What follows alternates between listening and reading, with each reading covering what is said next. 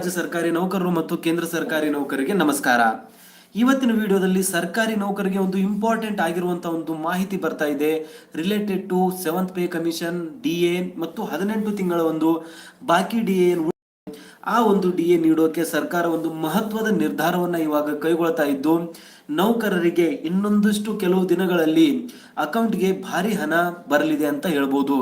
So ಏನಿದೆ complete news, ಯಾವ ರೀತಿಯಾಗಿ ಸರ್ಕಾರಿ ನೌಕರರಿಗೆ ಜುಲೈನಲ್ಲಿ ಸಿಗಬೇಕಾಗಿರುವಂತಹ ಒಂದು 4% ಡಿಎ ಹೈಕ್ ಏನಿದೆ, ಆ ಒಂದು ಡಿಎ ಹೈಕ್ ಮೇಲೆ ಕೂಡ ಒಂದು ಭಾರತ ಸರ್ಕಾರ ಮತ್ತು ಕರ್ನಾಟಕದಲ್ಲಿ ರಾಜ್ಯ ಸರ್ಕಾರ ಬೇಸಿಕಲಿ ಸಿದ್ದರಾಮಯ್ಯನವರ ನೇತೃತ್ವದಲ್ಲಿ ಒಂದು ಮಹತ್ವದ ನಿರ್ಧಾರವನ್ನ ತೆಗೆದುಕೊಳ್ಳಲಿದ್ದು ಸರ್ಕಾರಿ ನೌಕರರ ವೇತನದಲ್ಲಿ ಗಣನೀಯವಾಗಿರುವಂತಹ ಒಂದು ಹೆಚ್ಚಳ ಆಗಲಿದೆ. ಹಾಗಾದ್ರೆ ಯಾವ ರೀತಿಯಾದಂತಹ ಒಂದು ಹೆಚ್ಚಳ ಮಾಡಲಿದ್ದಾರೆ? ಡಿಎ ಹೈಕ್ ಆಗಿರ್ಬೋದು. ಹಾಗಾದ್ರೆ 18 ತಿಂಗಳ ಡಿಎ ಬಾಕಿ ಏನು ಉಳಿದಿದೆ ಆ ಒಂದು ಡಿಎ ಕೂಡ ಇನ್ಕ್ರೀಸ್ ಆಗಲಿದೆ. ನಮ್ಗೆಲ್ಲರೂ ಗೊತ್ತಿರುವ ಹಾಗೆ ಕೊರೋನಾ ಟೈಮಲ್ಲಿ ಸರ್ಕಾರಿ ನೌಕರರು ತಮ್ಮ ಜೀವವನ್ನೇ ಪಣಕ್ಕಿಟ್ಟು ಒಂದು ಡ್ಯೂಟಿಯನ್ನ ಮಾಡಿರ್ತಾರೆ. ಆ ಒಂದು ಟೈಮಲ್ಲಿ ಆರ್ಥಿಕ ಸ್ಥಿತಿಗತಿ ಸರಿಯಾಗಿಲ್ಲ ಅಂತ ಸರ್ಕಾರಿ ನೌಕರರ ಸುಮಾರು 18 ತಿಂಗಳ ಡಿಎನ ಹಿಡಿದಿಟ್ಟುಕೊಳ್ಳಲಾಗಿತ್ತು. ಆ ಒಂದು ಡಿಎನ ಕೂಡ ಒಂದೇ ಒಂದು ಕಂತಿನಲ್ಲೇ ಸರ್ಕಾರಿ ನೌಕರರ ಅಕೌಂಟ್ ಸೇರಿಸೋಕೆ ಸರ್ಕಾರ ಒಂದು ಸಿದ್ಧತೆಯನ್ನ ಮಾಡ್ತಾ ಇದೆ ಅಂತಾನೆ ಹೇಳ್ಬೋದು. ಹಾಗಾದ್ರೆ ಏನಾಗಲಿದೆ, ಯಾವ ರೀತಿಯಾಗಿ ಕಂಪ್ಲೀಟ್ ಆಗಿರುವಂತಹ ಪ್ಲಾನ್ ಆಫ್ ಆಕ್ಷನ್ ಆಗಲಿದೆ ಮತ್ತು 7ನೇ ವೇತನ ಆಯೋಗದ ಮುಖಾಂತರ ಎಲ್ಲ ಒಂದು ಸರ್ಕಾರಿ ನೌಕರಿಗೆ ಸರ್ಕಾರಿ ನೌಕರರ ಒಂದು ಡಿಎನ ಪ್ರತಿ 4 ತಿಂಗಳಿಗೊಮ್ಮೆ ಇನ್ಕ್ರೀಸ್ ಮಾಡಬೇಕು ಅಂತ ಒಂದು ರೂಲ್ ಇದೆ. ಹಾಗಾದ್ರೆ ಜನವರಿಯಲ್ಲಿ ಸರ್ಕಾರಿ ನೌಕರರ ಒಂದು ಡಿಎ ಆಲ್ರೆಡಿ ಇನ್ಕ್ರೀಸ್ ಆಗಿರುವಂತದ್ದು ನಮ್ಗೆಲ್ಲರಿಗೂ ಗೊತ್ತಿರುವಂತಹ ವಿಷಯ. ಅದು ಕೂಡ ಜನವರಿ ಅಂದ್ರೆ ಎಕ್ಸಾಕ್ಟ್ಲಿ ಜನವರಿಲಿ ಆಗ್ಲಿಲ್ಲ, February March somewhere around March April ನಲ್ಲಿ ಆಯ್ತು. ಬಟ್ ಅದನ್ನ ಪೂರ್ವಾನ್ವಯವಾಗಿ ಜಾರಿ ಮಾಡಲಾಯಿತು. ಅಂದ್ರೆ ಸರ್ಕಾರಿ ನೌಕರರಿಗೆ ಡಿಎ ಏನಿದೆ ಅದನ್ನ ಜನವರಿ ತಿಂಗಳಿಂದಲೇ ಕ್ಯಾಶ್ ರೂಪದಲ್ಲಿ ಒಂದೇ ಒಂದು ಎಟ್ ಅ ಟೈಮ್ ಅಲ್ಲಿ ಸರ್ಕಾರಿ ನೌಕರ ಒಂದು ಅಕೌಂಟ್ಗೆ ಸೇರಿಸಲಾಗಿತ್ತು. ಹಾಗಾಗಿ ಈ ಟೈಮ್ ಕೂಡ ಸರ್ಕಾರಿ ನೌಕರರಿಗೆ ಈ ಒಂದು ಆಗಸ್ಟ್ ತಿಂಗಳಲ್ಲಿ ಆಲ್ಮೋಸ್ಟ್ ಉಳಿದಿರುವಂತಹ ಒಂದು ಪ್ರೀವಿಯಸ್ ಮಂತ್ ಡಿಎ ಮತ್ತು ಆಗಸ್ಟ್ ತಿಂಗಳ ಒಂದು ಕೊನೆಯ ಸಂಬಳದಲ್ಲಿ ಸರ್ಕಾರಿ ನೌಕರಿಗೆ ಮತ್ತೆ 4% ಹೆಚ್ಚಳವನ್ನ ಮಾಡಿ ಡಿಎ ಪಾವತಿಸಲಾಗುವುದು ಅನ್ನೋ ಒಂದು ನಿರೀಕ್ಷೆ ಇದ್ದು ಇದರ ಮೇಲೆ ಸರ್ಕಾರ ಆಲ್ರೆಡಿ ಮಾತುಕತೆಗಳನ್ನ ನಡೆಸಿದೆ, ಆಲ್ರೆಡಿ ಚರ್ಚೆಗಳು ಆಗ್ತಾ ಇವೆ. ಹಾಗಾಗಿ ಸರ್ಕಾರಿ ನೌಕರರಿಗೆ ಮುಂದಿನ ಒಂದು ದಿನಗಳಲ್ಲಿ 4% ಡಿಎ ಹೈಕ್ ಸಿಗುತ್ತೆ. ಅದರ ಜೊತೆಗೇನೆ 18 ತಿಂಗಳ ಬಾಕಿ ಡಿಎ ಕೂಡ ಸರ್ಕಾರ ಬಹು ಬೇಗ ಪಾವತಿ ಮಾಡ್ತಾ ಇದೆ ಅಂತ ಇಲ್ಲಿ ಹೇಳಲಾಗ್ತಾ ಇದೆ. ಸೊ ಏನಿದೆ ಕಂಪ್ಲೀಟ್ ನ್ಯೂಸ್ ಅಂತ ನೋಡೋಣ. ಬಟ್ ಅದಕ್ಕಿಂತ ಮುಂಚೆ ಯಾರೆಲ್ಲ ಇನ್ನು ಚಾನಲ್ಗೆ ಸಬ್ಸ್ಕ್ರೈಬ್ ಆಗಿಲ್ಲ ದಯವಿಟ್ಟು ಸಬ್ಸ್ಕ್ರೈಬ್ ಮಾಡ್ಕೊಳ್ಳಿ. ಸರ್ಕಾರಿ ನೌಕರರಿಗೆ ಉಪಯುಕ್ತವಾಗಿರುವಂತಹ ಮಾಹಿತಿಯನ್ನು ನಾವು ಡೇ ಟು ಡೇ ಕೊಡ್ತಾ ಇರ್ತೀವಿ. ಸೊ ನೀವೆಲ್ಲರೂ ತಮ್ಮನೇಲಲ್ಲಿ ನೋಡಿರುವ ಹಾಗೆ ನೌಕರರ ತುಟ್ಟಿ ಭತ್ಯೆ ಹೆಚ್ಚಳಕ್ಕೆ ಕೊನೆಗೂ ತೆರೆ ಎಳೆದ ಸರ್ಕಾರ 18 ತಿಂಗಳ ಬಾಕಿ ಹಣ ಈ ದಿನಾಂಕದಂದು ಒಂದೇ ಬಾರಿಗೆ ಖಾತೆಗೆ ಬರ್ತಾ ಇದೆ ಅಂತ ಇಲ್ಲಿ ಮಾಧ್ಯಮಗಳು ಹೇಳ್ತಾ ಇದ್ದು ಸೂತ್ರಗಳು ಹೇಳ್ತಾ ಇವೆ. ಸೊ ಹಾಗಾದ್ರೆ ನೆಕ್ಸ್ಟ್ ಏನ್ ಹೇಳ್ತಾರೆ ನೋಡೋಣ. ನಾವು ಇಲ್ಲಿ ನೋಡ್ತಾ ಇರುವಂತದ್ದು ಕೇಂದ್ರ ನೌಕರರು ಮತ್ತು ರಾಜ್ಯ ನೌಕರರು ಪಿಂಚಣಿದಾರರಿಗೆ ಕಾಯುತ್ತಿದ್ದ ಸುದ್ದಿ ಕೊನೆಗೂ ತೆರೆ ಎಳೆದಿದೆ. 4% ತುಟ್ಟಿ ಭತ್ಯೆ ಹೆಚ್ಚಿಸಲು ಸರ್ಕಾರ ಇಲ್ಲಿ ನಿರ್ಧರಿಸಿದೆ ಅಂತ ಹೇಳಲಾಗ್ತಾ ಇದೆ. ಇಂದು ಪ್ರಧಾನಿ ಮೋದಿ ಅವರ ಅಧ್ಯಕ್ಷತೆಯಲ್ಲಿ ಆರ್ಥಿಕ ವ್ಯವಹಾರಗಳ ಸಂಪುಟ ಸಮಿತಿಯ ಸಭೆ ನಡೆದಿದ್ದು ಡಿಎ ಹೆಚ್ಚಳಕ್ಕೆ ಮುದ್ರೆ ಹಾಕುವ ಕೆಲಸ ನಡೆದಿದೆ ಅಂತ ಹೇಳಲಾಗ್ತಾ ಇದೆ. ಈ ದಿನಾಂಕದಂದು ಎಲ್ಲರ ಖಾತೆಗೆ ಜಮಾ ಆಗಲಿದೆ ಎಂದು ಕೂಡ ಇಲ್ಲಿ ತಿಳಿಸಲಾಗ್ತಾ ಇದೆ. ಈ ಹೆಚ್ಚಳದ ನಂತರ ಕೇಂದ್ರ ಮತ್ತು ರಾಜ್ಯ ನೌಕರರು ಎಷ್ಟು ತುಟ್ಟಿ ಭತ್ಯೆಯನ್ನು ಪಡೆಯುತ್ತಾರೆ, ಯಾವಾಗ ಹಣ ಸಿಗಲಿದೆ, ಈ ಎಲ್ಲಾ ಮಾಹಿತಿಯ ಬಗ್ಗೆ ಸಂಪೂರ್ಣವಾಗಿರುವಂತಹ ಒಂದು ಅಪ್ಡೇಟ್ಸ್ ಅನ್ನ ಇವತ್ತಿನ ಒಂದು ವಿಡಿಯೋದಲ್ಲಿ ನಾವು ಪಡೆಯೋಣ. ಸೊ ಬೇಸಿಕಲಿ ಸರ್ಕಾರಿ ನೌಕರರ ಡಿಎ ಆಲ್ರೆಡಿ ಒಂದು ಜುಲೈ ತಿಂಗಳಲ್ಲೇ ಇನ್ಕ್ರೀಸ್ ಆಗಬೇಕಾಗಿತ್ತು. ಬಟ್ ಕಾರಣಾಂತರಗಳಿಂದ ಸರ್ಕಾರ ಅದನ್ನ ಮಾಡೋಕ್ಕಾಗಲಿಲ್ಲ. ಹಾಗಾಗಿ ಆ ಒಂದು ಡಿಎ ಇನ್ಕ್ರೀಸ್ ಅನ್ನ ಇವಾಗ ಮಾಡಲಿಕ್ಕೆ ಹೊರಟಿದ್ದಾರೆ. ಈ ಒಂದು ತಿಂಗಳಲ್ಲಿ ಆಗಸ್ಟ್ ತಿಂಗಳಲ್ಲಿ ಸರ್ಕಾರಿ ನೌಕರರಿಗೆ ಒಂದು ಬಿಗ್ ಗಿಫ್ಟ್ ಸಿಗ್ತಾ ಇದ್ದು ಮುಂದಿನ ಒಂದು ದಿನಗಳಲ್ಲಿ ಸರ್ಕಾರಿ ನೌಕರರ ಡಿಎ ಗಣನೀಯವಾಗಿ ಹೆಚ್ಚಳವಾಗಲಿದೆ. ಸೊ ಅದಕ್ಕೆ ಒಂದು ಸಪೋರ್ಟಿಂಗ್ ಡಾಕ್ಯುಮೆಂಟ್ ಅಂತಾನೆ ಹೇಳ್ಬೋದು. ಇಲ್ಲಿ ನೀವು ನೋಡ್ತಾ ಇದ್ದೀರಾ, ನಾನು 7th ಪೇ ಕಮಿಷನ್ ವೆಬ್ಸೈಟ್ ಅನ್ನ ಓಪನ್ ಮಾಡಿದ್ದೀನಿ. ಇಲ್ಲಿ ನೋಡ್ತಾ ಇರುವಂತದ್ದು 7th ಪೇ CPC ಅಂಡ್ ಈ ಒಂದು ವೆಬ್ಸೈಟ್ ಅಲ್ಲಿ ನೀವು ಅಬ್ಸರ್ವ್ ಮಾಡ್ತಾ 7ನೇ ವೇತನ ಆಯೋಗದಲ್ಲಿ ಒಂದು ರೂಲ್ ಅನ್ನ ಹೇಳಲಾಗಿತ್ತು. ಆಲ್ರೆಡಿ ನಮ್ಗೆ ಗೊತ್ತಿರುವ ಹಾಗೆ ಸರ್ಕಾರಿ ನೌಕರರ ವೇತನವನ್ನ ಪರಿಷ್ಕರಣೆ ಮಾಡಬೇಕು ಅಂದ್ರೆ AICPI ಇಂಡೆಕ್ಸ್ ನ ವ್ಯಾಲ್ಯೂ ಎಷ್ಟಿರುತ್ತೆ ಅದ್ರ ಮೇಲೆ ಡಿಪೆಂಡ್ ಆಗಿ, ಅಂದ್ರೆ ಅದರ ಒಂದು ವ್ಯಾಲ್ಯೂ ಯಾವ ರೀತಿ ಚೇಂಜ್ ಆಗುತ್ತೆ ಆ ರೀತಿಯಾಗಿ ಸರ್ಕಾರಿ ನೌಕರರ ಒಂದು ವೇತನ ಹೆಚ್ಚಳ ಮತ್ತು ಕಡಿಮೆ ಮಾಡಬೇಕು ಅಂತ. ಸೊ ಬೇಸಿಕಲಿ ಡಿಎ ಇನ್ಕ್ರೀಸ್ ಮಾಡಬೇಕಂದ್ರೂ ಕೂಡ ಅಷ್ಟೇನೆ. ಇಲ್ಲಿ AICPI ನ ವ್ಯಾಲ್ಯೂ ಜುಲೈ ತಿಂಗಳಿಗೆ ಯಾವಾಗ ಬರುತ್ತೆ ಆ ಒಂದು ತಿಂಗಳಿನಿಂದ ಅಂದ್ರೆ ಜೂನ್ ತಿಂಗಳವರೆಗೂ ಕನ್ಸಿಡರ್ ಮಾಡ್ತಾರೆ. ಫಾರ್ ಎಕ್ಸಾಂಪಲ್ ಜನವರಿ, ಫೆಬ್ರವರಿ, ಮಾರ್ಚ್, ಏಪ್ರಿಲ್, ಮೇ ಮತ್ತು ಜೂನ್ ಇಲ್ಲಿವರೆಗೂ ಎಷ್ಟು ವೇತನ ಸಿಗ್ತಾ ಇದೆ, ಎಷ್ಟು AICPI ಇಂಡೆಕ್ಸ್ ಇದೆ, ಅದ್ರ ಕ್ಯಾಲ್ಕುಲೇಟ್ ಮಾಡಲಾಗುತ್ತೆ ಸರ್ಕಾರಿ ನೌಕರಿಗೆ ಯಾವ ರೀತಿಯಾದಂಥದ್ದು ಒಂದು ಡಿ ಎ ಹೆಚ್ಚಳ ಆಗಬೇಕು ಅಂತ. ಸೊ ಅದ್ರ ಬಗ್ಗೆ ಇಲ್ಲಿ ಬರೆಯಲಾಗಿದೆ expected D A from July 2023 calculator. So ಇಲ್ಲಿ ಹೇಳ್ತಾ ಹೋಗ್ತಾರೆ expected D A July 2023 for all the government employees ಅಂತ. ಅಂಡ್ ಆ ಒಂದು ಡಿ ಎ ಟೇಬಲ್ ಇಲ್ಲಿದೆ. ಸೊ ತುಂಬಾ ಇಂಪಾರ್ಟೆಂಟ್ ಆಗಿರುವಂಥದ್ದು, ಎಲ್ಲರೂ ಕೂಡ ಇದನ್ನೇ ಫಾಲೋ ಮಾಡ್ತಾರೆ. ಪ್ರತಿಯೊಂದು ರಾಜ್ಯ ಡಿ ಎ ಇನ್ಕ್ರೀಸ್ ಮಾಡಬೇಕು ಅಂದ್ರೆ ಈ ಒಂದು ಬೆಲೆ ಹೆಚ್ಚುವರಿ ಸೂಚ್ಯಂಕ ಏನಿದೆ, ಬೆಲೆಯನ್ನ ಯಾವ ರೀತಿ ಚೇಂಜ್ ಆಗ್ತಾ ಇದೆ ಅದರ ಒಂದು ಇದೆ. ಈ ಒಂದು ಸೂಚ್ಯಂಕವನ್ನೇ ಆಧಾರದಲ್ಲಿಟ್ಟುಕೊಂಡು ಎಲ್ಲ ಸರ್ಕಾರಿ ನೌಕರರ ವೇತನವನ್ನ ಹೆಚ್ಚಳ ಮಾಡಲಾಗುತ್ತೆ, ರೈಟ್. ಸೊ ಹಾಗಾದ್ರೆ ಈ ಒಂದು 2023ರ ಮೊದಲನೇ 6 ತಿಂಗಳಲ್ಲಿ ಯಾವ ರೀತಿಯಾದಂತಹ ಹಣದುಬ್ಬರ ಆಗಿದೆ ಅನ್ನೋ ಒಂದು ಡೇಟಾನ ಈ ಒಂದು ಸರ್ಕಾರಿ ಸಂಸ್ಥೆ ರಿಲೀಸ್ ಮಾಡಲಾಗುತ್ತೆ. ಈ ಒಂದು ಸರ್ಕಾರಿ ಸಂಸ್ಥೆ ಹೆಸರೇ all India consumer price index ಅಂತ.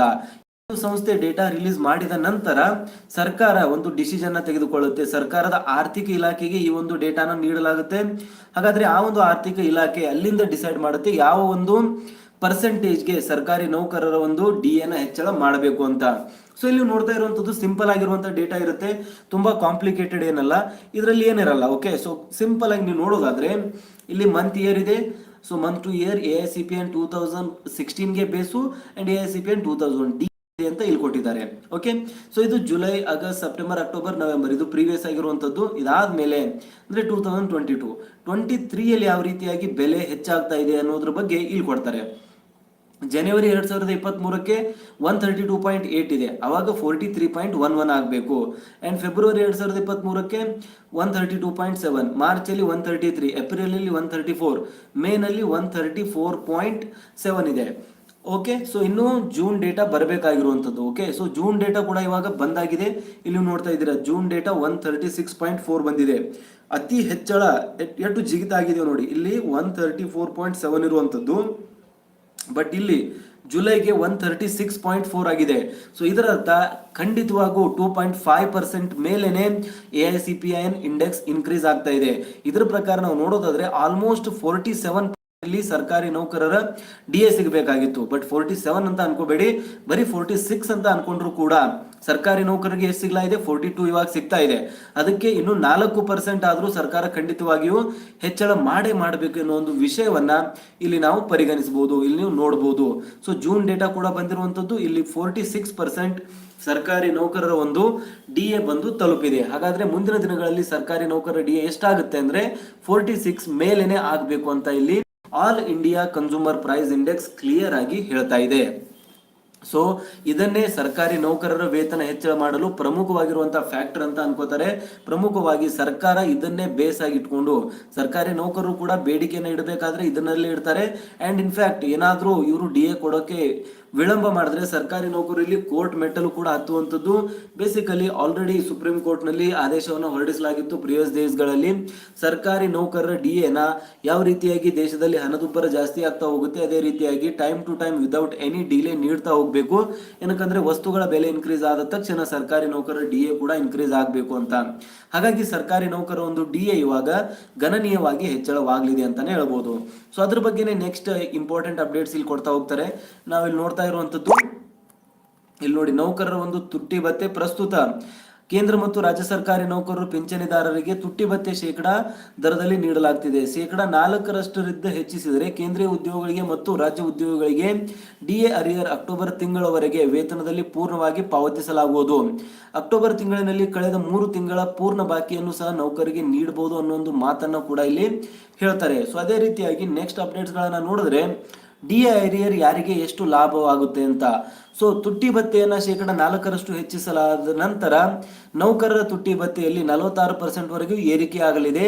ಡಿಎ ಅರಿಯರ್ ಹೆಚ್ಚಳದಿಂದ ನೌಕರರ ವೇತನದಲ್ಲಿ ಭಾರಿ ಹೆಚ್ಚಳ ಸಾಧ್ಯ.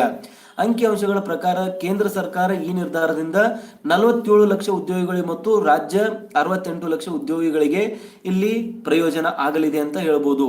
ಡಿಎ ಅರಿಯರ್ ಅಲೋವೆನ್ಸ್ ಅನ್ನ ಯಾವ ರೀತಿಯಾಗಿ ಅರ್ಥ ಮಾಡ್ಕೊಳ್ಳೋದಂದ್ರೆ ಇಲ್ಲಿ ನೋಡ್ತಾ ಇದ್ದೀರಾ, ಬೇಸಿಕಲಿ ಸರ್ಕಾರಿ ನೌಕರನ ಮೂಲ ವೇತನ 56,000 ಇದ್ದರೆ ತುಟ್ಟಿ ಭತ್ಯೆ ಶೇಕಡಾ 46-38% ಒಂದು ಎಕ್ಸಾಂಪಲ್ ನ ತಗೊಂಡ್ರೆ, ನೀವು 38 ಅಂತ ತಗೊಂಡ್ರೆ 21,280 ರೂಪಾಯಿ ಆಗುತ್ತೆ.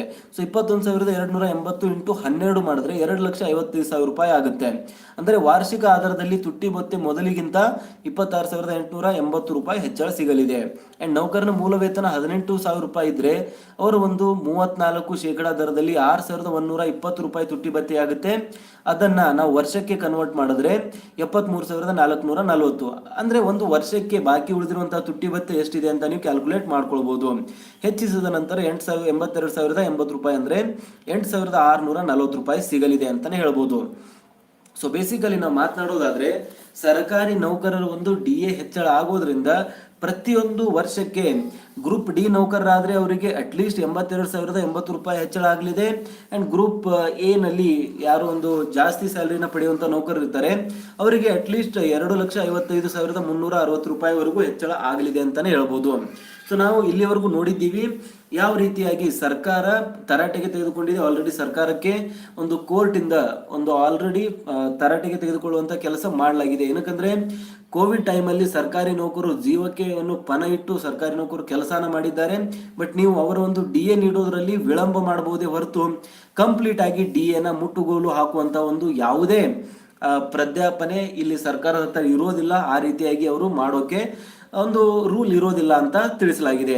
ಹಾಗಾಗಿ ಸರ್ಕಾರ ಇವಾಗ ಅದರ ಮೇಲೆ ಗಂಭೀರವಾಗಿ ಒಂದು ಡಿಸಿಷನ್ ತೆಗೆದುಕೊಳ್ಳೋಕೆ ಮುಂದಾಗಿದೆ. ಅಂಡ್ ಮೋರ್ ಓವರ್ ನಮ್ಗೆಲ್ಲರಿಗೂ ಗೊತ್ತಿರುವ ಹಾಗೆ ಮುಂದಿನ ದಿನಗಳಲ್ಲಿ 2024 ಅಂದ್ರೆ ಇನ್ನೊಂದು 3-4 ತಿಂಗಳಲ್ಲಿ ಆಲ್ಮೋಸ್ಟ್ ಎಲೆಕ್ಷನ್ಸ್ ಗಳು ಕೂಡ ಬರ್ತಾ ಇದೆ. ಹಾಗಾಗಿ ಸರ್ಕಾರಿ ನೌಕರರ ಮನವೊಲಿಸೋಕೆ ಸರ್ಕಾರ ಇಲ್ಲಿ ಟ್ರೈ ಮಾಡ್ತಾ ಇದೆ. ಯಾವ ರೀತಿಯಾಗಿ ಮೋದಿ ಸರ್ಕಾರ ಸೆಂಟ್ರಲ್ ಅಲ್ಲಿ ಟ್ರೈ ಮಾಡಿದ್ರೆ ನಮ್ಮ ಒಂದು ರಾಜ್ಯದಲ್ಲಿ ನಮ್ಮ ಒಂದು ಸಿದ್ದರಾಮಯ್ಯನವರ ಸರ್ಕಾರ ಕೂಡ ಸರ್ಕಾರಿ ನೌಕರರಿಗೆ ಯಾವುದೇ ಒಂದು ಸೌಲಭ್ಯವನ್ನು ಕೂಡ ನಾವು ಕಡಿಮೆ ಮಾಡೋದಿಲ್ಲ.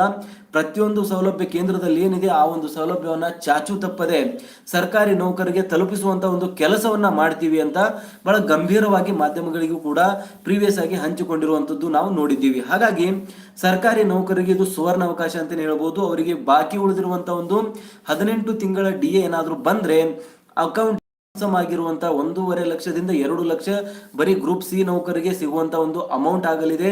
ಅದೇ ರೀತಿಯಾಗಿ ಗ್ರೂಪ್ ಎ, ಗ್ರೂಪ್ ಬಿ ಮತ್ತು ಇನ್ನಿತರ ಹುದ್ದೆಗಳಿಗೆ ಯಾವ ರೀತಿಯಾಗಿ ಬೇಸಿಕ್ ಸ್ಯಾಲರಿ ಜಾಸ್ತಿ ಆಗ್ತಾ ಹೋಗುತ್ತೆ ಆ ರೀತಿಯಾಗಿ ತುಟ್ಟಿ ಭತ್ಯೆಯಲ್ಲಿ ಸಿಗುವಂತ ಒಂದು ಹಣ ಕೂಡ ತುಂಬಾನೇ ಗಣನೀಯವಾಗಿ ಹೆಚ್ಚಳ ಆಗ್ತಾ ಹೋಗಲಿದೆ ಅಂತಾನೆ ಹೇಳ್ಬೋದು.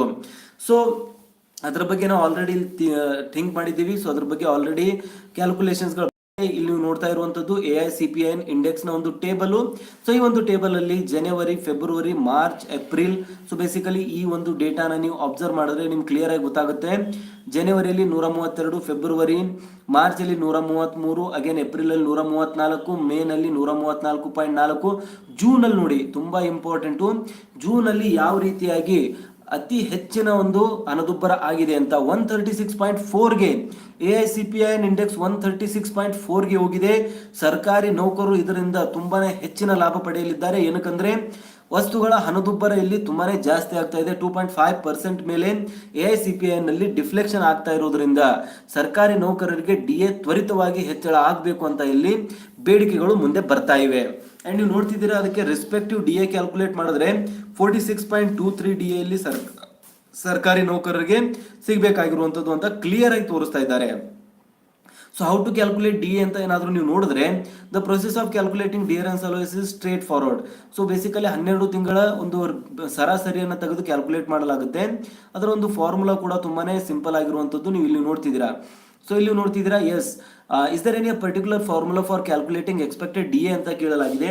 ಸೊ ಅದಕ್ಕೆ ಇಲ್ಲಿ ನೋಡ್ತಾ ಇದ್ದೀರಾ ಆನ್ಸರ್ ಏನಿದೆ, yes the formula for calculating DA is given average of all India consumer price index points for first 12 months minus average of all India consumer price index points for the base year, that is 2001 into 100 ಅಂತ ಮಾಡಲಾಗುತ್ತೆ. ಈ ಒಂದು ಫಾರ್ಮುಲಾನೇ use ಮಾಡಿಕೊಂಡು ಸರ್ಕಾರಿ ನೌಕರಿಗೆ ಎಷ್ಟು DA ಸಿಗಬೇಕು ಅಂತ calculate ಮಾಡಲಾಗುತ್ತೆ. ನಾವು ಆಲ್ರೆಡಿ ಅದನ್ನ ಕ್ಯಾಲ್ಕುಲೇಟ್ ಮಾಡಿಬಿಟ್ಟು ಈ ಒಂದು ವೆಬ್ಸೈಟ್ ಅಲ್ಲಿ ಅಪ್ಡೇಟ್ ಮಾಡಿದ್ದಾರೆ. ನೀವು ನೋಡ್ತಾ ಇದ್ದೀರಾ ಜೂನ್ ತಿಂಗಳಲ್ಲಿ AICPIN ಇಂಡೆಕ್ಸ್ ವ್ಯಾಲ್ಯೂ ಅತಿಯಾಗಿ ಹೆಚ್ಚಳ ಆಗಿರೋದ್ರಿಂದ ಸರ್ಕಾರಿ ನೌಕರರು, ಈ ಒಂದು ಕರ್ಸರ್ ನೋಡಿ ಇಲ್ಲಿ ಬ್ಲ್ಯಾಕ್ ಅಂಡ್ ಹೈಲೈಟ್ ಆಗಿದೆ, ಇದ್ರ ಮುಂದೆ ನೀವು ನೋಡ್ತಾ ಇದ್ದೀರಾ 46.23, ದಟ್ ಈಸ್ ಹ್ಯೂಜ್.